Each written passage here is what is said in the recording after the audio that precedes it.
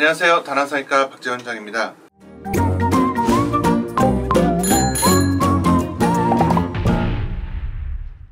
지난주에 저한테 상담을 오신 환자분께서 원장님은 왜 의사가 직접 수술의 전 과정을 집도해야 된다는 것을 고집하십니까? 라고 물으시더라고요. 이 부분에 대해서 조금 말씀을 드리려고 합니다. 예전에 저랑 아주 가깝게 지내는 모 모발이식 병원의 원장님께서 저랑 이렇게 간단한 회식 자리를 가졌는데 그때 그런 말씀을 하시더라고요. 저한테 박 원장님, 이제 원장님이나 저나 간호사 이식 합시다. 저희 이제 어깨도 너무 아프고 힘들잖아요. 근데 이제 우리가 이제 나이 더 많이 먹으면 간호사가 이식 다 해주면 편하게 돈 벌고 좋잖아요. 워낙만 제취하고 이식은 슬립만 내고 알아서 심으라고 하면 얼마나 좋습니까?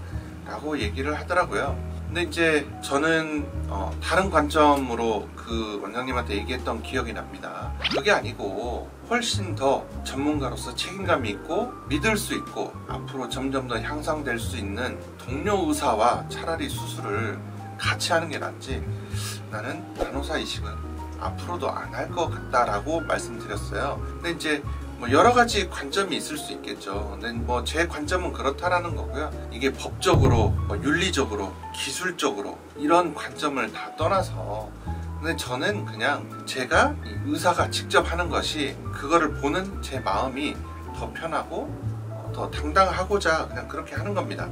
내 몸이 조금 더 힘들고 돈을 더 못 벌더라도 저는 슬릿이 됐건 식모기가 됐건 의사가 직접 이식하는 것을 저는 앞으로도 끝까지 고집할 것 같습니다.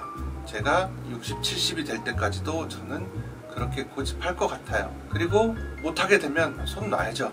수술을 할 체력이 어떤 능력이 안 되면 그때는 이제 메스를 놔야 되겠죠. 의사가 직접 채취 이식을 다 해야 된다라는 것은 병원 입장에서는 수익성이 나빠지는 것을 감수하는 것입니다. 그리고 의사들의 체력적인 부담도 감수하는 것이죠. 하지만 책임감을 가지고 오로지 결과만 생각하면 저는 이게 오히려 그 궁극적으로는 더 병원에도 결국에는 플러스가 되고 환자분들한테 플러스가 되면 결국에는 보이지 않지만 결국에는 병원에도 또 저한테도 개인적으로 플러스가 돼서 돌아온다라고 생각합니다.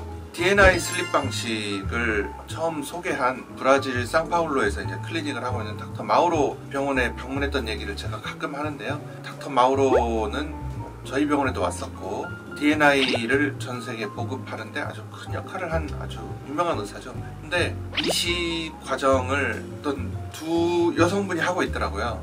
수술 제가 참관을 하는데 근데 물어보니까 그분이 간호사들이 아니었어요. 의사 두 분이서 양쪽에 이식을 직접 하는 거를 제가 봤거든요.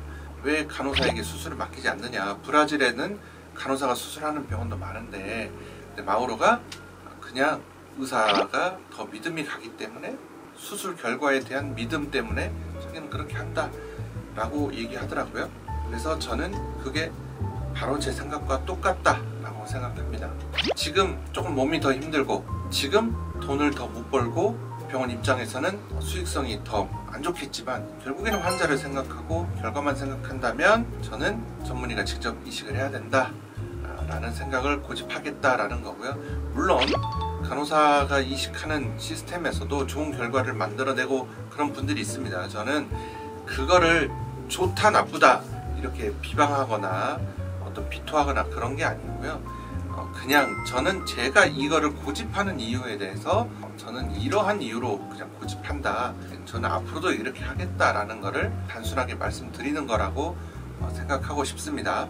왜냐면 저는 제 병원에서 제가 이렇게 수술하는 거에 대한 제 입장을 가지고 있어야 되고 그 입장에 대해서 환자분들한테 설명을 해드려야 되는 그런 의무가 있기 때문에 이 부분에 대해서 말씀드려봤습니다. 이제 수술이라는 것도 마찬가지지만 요즘 세상 돌아가는 게 전자화, 디지털화, 자동화가 많이 되잖아요.